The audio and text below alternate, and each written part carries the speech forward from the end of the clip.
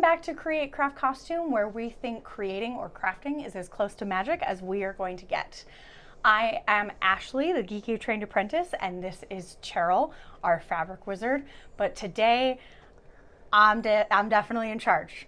I have 10 tips for spray painting specifically for crafters for you. And while she is very adept at fabric, she does not spray paint very often. Because it doesn't like me. It always looks terrible. But I'm going to apply her tips and we're going to fix my mistakes after this video. Let's get started.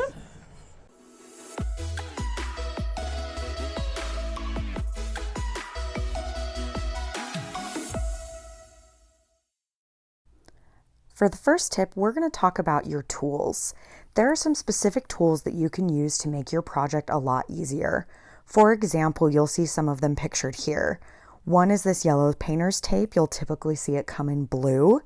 I also have a Dollar Tree table mat to help cover my surface. There's also a sanding block. Admittedly, you don't need the block portion. However, the sandpaper is the most important. And then you will have my favorite tool, which is also the only one that did not come from Dollar Tree. And this is a spray painting handheld gun that you attach to the top of your spray can. Admittedly, this spray tip is not as common anymore because manufacturers figured out that we don't like it to hurt our fingers. But this tool fixes all of that. You snap it on straight and it has a little piece in the top that pushes the cap down for you. This makes your spray even and nice, and it saves your finger pain. You're also going to pull it off as straight as you can because you don't want to have any spray as you are taking the tool on and off. The last additional tools we're going to talk about are pieces to elevate your project while you're spray painting. You may have seen these plastic triangles, which they're super nice, but don't forget about things like bottle caps or these racks that I have also purchased from Dollar Tree. We all know that objects come in different shapes, so the last tool that I couldn't go without are these cups with rocks placed in the bottom of them to hold their weight, and this is how I spray paint my circular items. I have seen people use skewers as well, but as with these eggs, that was not a possibility. So these just keep the item elevated and make it to where your item is not going to stick to the surface that you are spray painting. Our next tip is going to be about preparing the surface that you're spray painting on. As you can see, I have an outdoor table that I place a tablecloth on, but don't be afraid to use things like boxes. The main thing is you want to be prepared to catch the overspray. Overspray is any spray that doesn't touch just the item, and especially if you're a renter, you want to make sure that no one knows you ever spray painted. Bonus of doing it in a box, you can clear your space for more projects later. Now that we've prepared the surface, we're ready to prepare our item. And by that, I mean we need to clean and sand it. Any particles or items that are on the object that we want to paint will show up under the paint. Hair, dust, anything. So you want to make sure that you clean it. Also, some objects have a harder time having paint bond to it than others. That's where sanding can become a big help. In fact, I know that's been a complaint of spray paint in the past, is that it just didn't bond to certain items, but that has vastly been improved with new formulas, and even more so when you sand it. The point about sanding, you can't just sand it and leave the item. You have to wipe it off. As you can see here, you'll see me sand these frames, and there's a lot of dust, even lightly, that comes from the surface. So you want to make sure that you are wiping that off to get ready for the paint. One last tip about prepping your item. If you're still worried about the paint bonding to an item like I was with these plastic eggs, they do now have a spray bonding primer. And this is pretty much the only primer I'll talk about because so many spray paints now come with primer in them already. This is just to help the paint bond to the object. One more note about primer. There is a certain kind of spray paint that you have to use black primer in order for it to be effective. And that spray paint is color shifting spray paint. If you would like to learn more about that, make sure that you are clicking the subscribe button, and I will have a whole video on it next week. We are finally on to our main event. It is time to spray paint our item. And there are several factors to consider while doing this. The first one is that your spray can should constantly be in motion. You don't want it to sit in one place. You're going to lightly go over the entire item several times, overlapping each line. That's going to give you the most even coverage. You'll find things like pools or drips if you have put too much paint in one spot too quickly. That's if you're either too close to the item or if you have left the spray can sitting there too long. And there's no way to change these drips. You can sand and repaint, but you can't just take them off the item. They will dry that way. So along with light coats, you want to make sure that you are paying attention to how close you are to the item. The closer you are, the more paint you're applying. Adversely, the farther away, the less paint is hitting.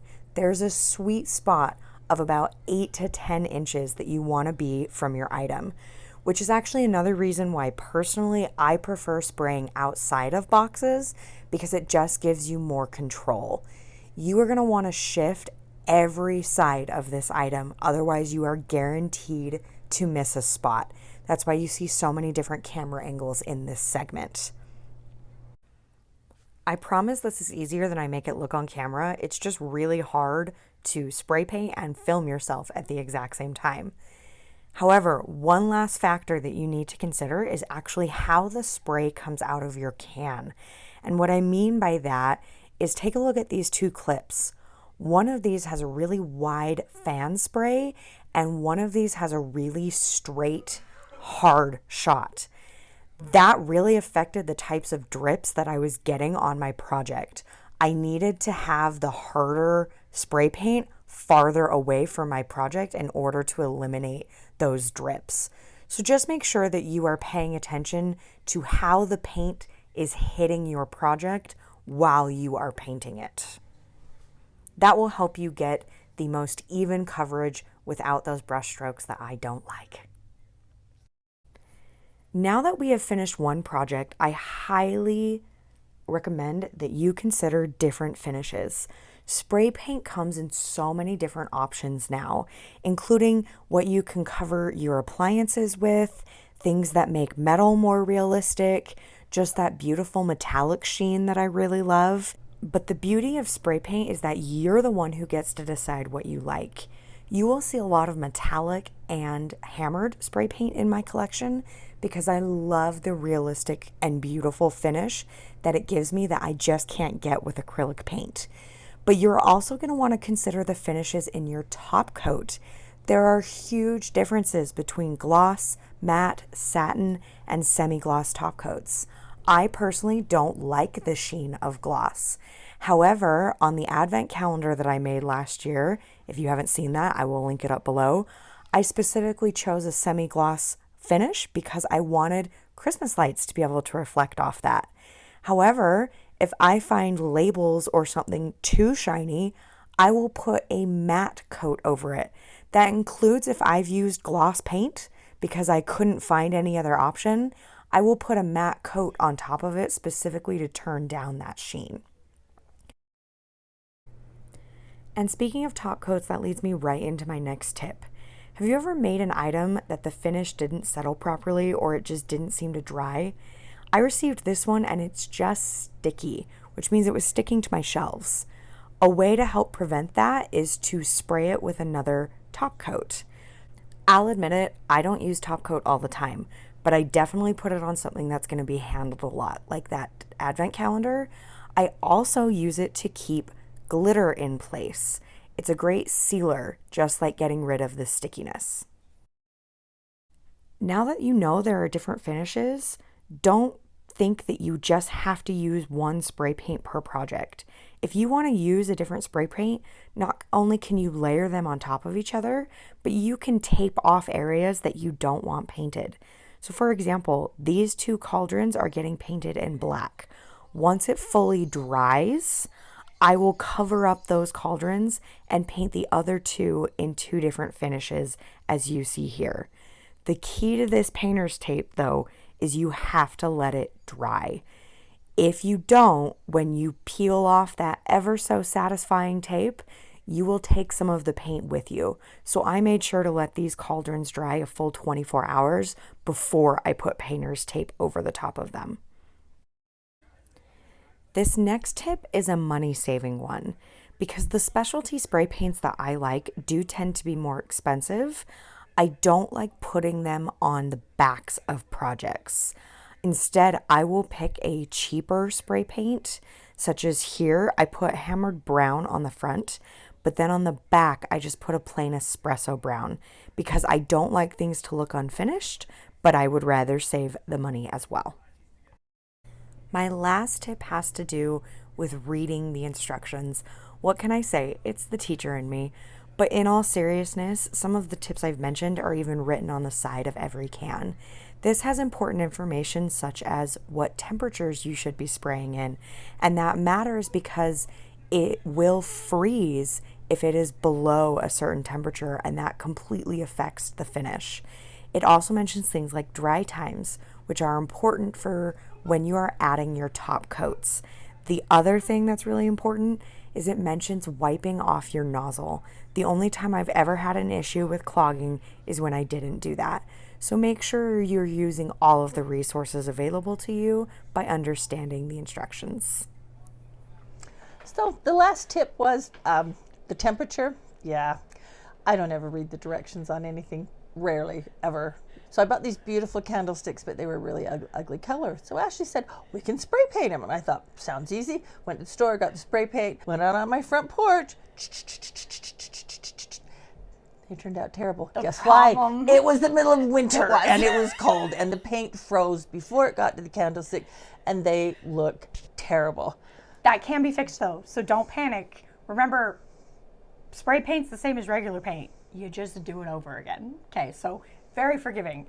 But if you have a favorite tip, please make sure to comment it down below. Or if you have any more questions, I would love to help answer them. And I did preview our next video. If you are interested in the color changing spray paint, that will be our next video. I will be comparing brands for you. So please make sure to hit the subscribe button and stick with our channel. Also, if you liked any of the pieces that you saw getting painted today, all of them will be previewed in future videos from me. We hope that gives you a reason to subscribe and stick around. Take care.